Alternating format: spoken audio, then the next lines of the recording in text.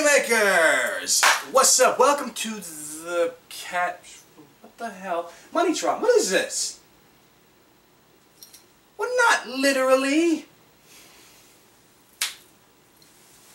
That's better. Let's do this.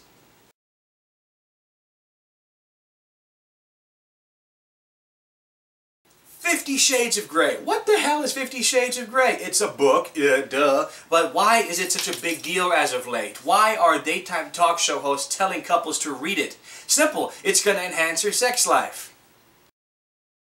Well, that's pretty much true, and why is that? Because this book, in 2 words, is simply put, literary porn. You can dress it up any way you want. The book is exactly that. And there's nothing wrong with it because it actually has a really good story around it. This story centers around young Miss Anastasia Steele, who is a very studious college student in the last couple of months of classes. She's, very much involved in her own work. She stays, pretty much to herself. She's got her close-knit friends. She plays it safe. She's a very almost naive girl, not experienced in the world. And she goes to interview this big multi-millionaire by the name of Christian Grey. Big-time guy. This guy makes like $250,000 an hour. Rich guy. He's only a couple years older than her. And as soon as they meet, there's an instant attraction. He is this big multi-millionaire. He's not your garden variety millionaire. He is, pretty boy. He's got the unshaven thing. His hair's not really, he's tousled, it's just, he's a big guy. He's built, all of that. As soon as he walks into a room, all the ladies go like, oh. And Anna is described as this petite little brunette, she's not gorgeous, she doesn't wear a lot of makeup, she doesn't wear designer clothes, she shops at Walmart, there's nothing wrong with that, but that's the way she's described. And he asks her out to dinner, and before they go out, Anna's thinking to herself, oh my goodness, what's going to happen? Why is this big-time millionaire so interested in me? What's going on?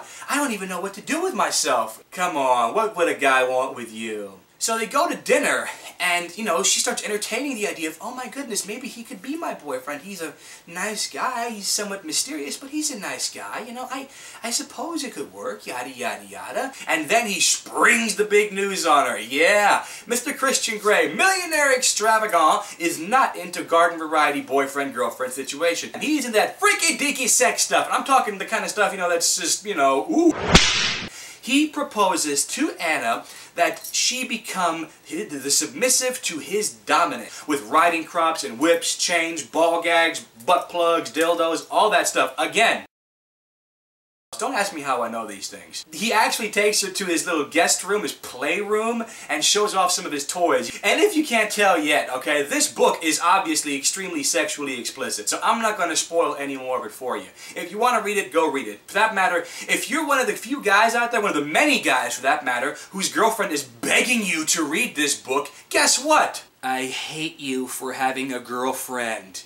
This book is extremely graphic in sexual nature. I'm talking like, it's written out of the girl's, Anna's viewpoint. So, everything she feels and her emotions and her physical feeling towards him and the attraction and the consequences of that, I suppose, are very much there. And it is extremely explicit. So, this ain't Twilight. Trust me. Now, why are we talking about it here on the show? It's simple, because recently it was announced that they're actually going to make a movie of it. Now, that is cool to me, and I want to talk about it for a couple of reasons. Mainly because of what rating it's going to get and who's going to star in it, because that's very important. Both those aspects are extremely important. First off, as I said before, the book is extremely sexually explicit. Ew!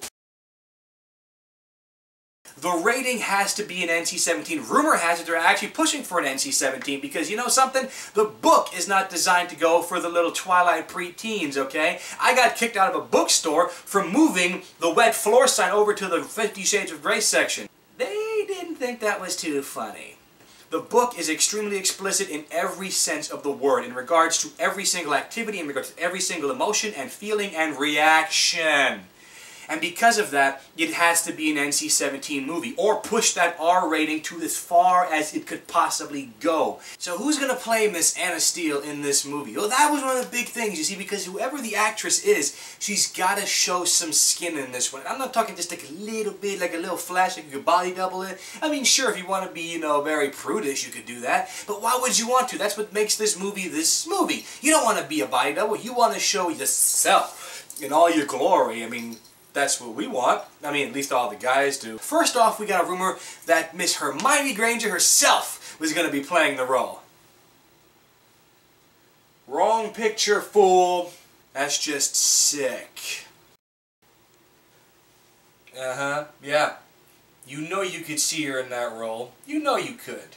Does Miss Emma Watson have the vulnerability of Anna? Yes, she does. Does she come off as a person who is, I guess, somewhat naive to the world? I guess you could play her like that. She knows how to do that. I said a couple of years ago that in order to break out of the typecast of Harry Potter, Emma Watson would have to try and make a movie that is going to go against the grain of what people know of her. Now, we've seen her do a couple of things where she's not, you know, as Hermione Granger, like ballet shoes. She was in a tub nude, I guess. But she's going to do a movie that's against the grain that would show her as I am woman, hear me roar. In this case, she would probably go the same path as Anne Hathaway and Alyssa Milano. Remember Anne Hathaway? You know, she was Princess Diaries. Everybody was kind of like, oh, she's so cute. She had the big fluffy hair, and then she's pretty. And then all of a sudden we saw Havoc, and we're just like, chesticles. The same with Alyssa Milano. We saw her in Who's the Boss? She was a cute, spunky teen Tony Danza's daughter. Then she was a cute little girl. She was Arnold Schwarzenegger's daughter in Commando. And what happened? She grew up. And what happened then? We all thought of her, oh, she's just the cute little girl from those two things we know her of. Then she did Embrace with a Vampire, and we were all just like, chesticles.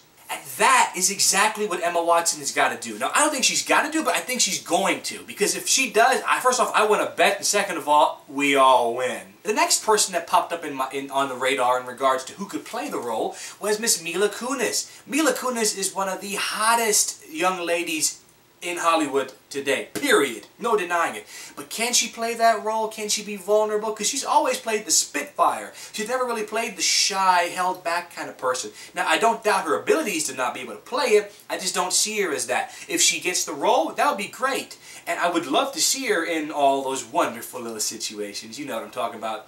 Without Justin Timberlake's rear end in my face. So I figured she could play, you know, Anna's best friend, Kate, who, you know, is in the book as well. And also gets her freak on. So either way, we win. But I thought about it. Who would actually play the best friend? Who would play Kate in the book? From the book into the movie. And then I thought about it. Who better than this young lady who's known to play a wonderful side character? In this case, Miss Anna Kendrick. Yes, take a look at her. You thought to yourself, oh, that's... People who've read the book, I know what you're thinking. Say hello to Anna Steele. Oh yeah, yeah. I just cast that movie for you. Right there. You're welcome. Check it out. This is Anna Steele. She's got the hair, she's got the look, she can come off as shy. If she puts on some glasses, nerds are hot. But the fact of the matter is that this is it. This is Anna Steele right here. There's no way you cannot see that. She's got the look, she's got the acting ability, she's an Academy Award nominee for heaven's sake. It can work, and damn it if it didn't work. Who's gonna play the messed up BDSM billionaire? In this case, all I've heard from girls as of late was, oh my god, I want Channing Tatum in that role! If you seriously think that Channing Tatum could be this role, you are the same idiot who believes that Michael Bay could do a romantic comedy and make it work. Yeah, you deserve that, and you know you did. Now, there are a lot of great guys out there who can fit the role of Christian Grey, but I'm going to pull one out of a nerd hat, and I'm going to tell you who I see in this role. None other than Chris Hemsworth. The guy is built and born to play this character, and there's nobody you can ever convince me of that would do better. But if in the end, for some unknown reason, we have that weird situation where we have Mark Wahlberg, for that matter, or Kristen Stewart in the role, mind explosion. A lot of people seem to be really concerned about the rating. They're going like, well, we don't want to make it an NC-17 movie because we want to still attract a core audience. If you actually make this movie rated R, yes, okay, you'll get the kids to see it. What creepy parent takes their kid to a movie about BDSM?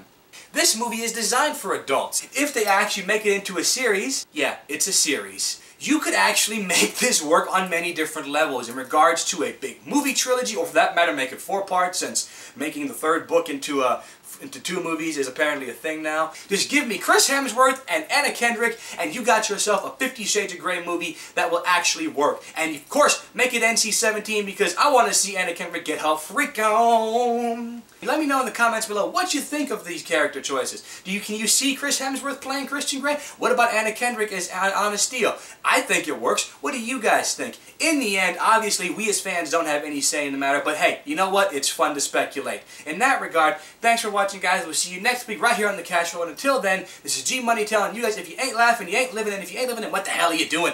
Ride this mother till the wheels fall off. I'm gonna go read the book one more time because it's just that much fun. I'm very lonely. Peace.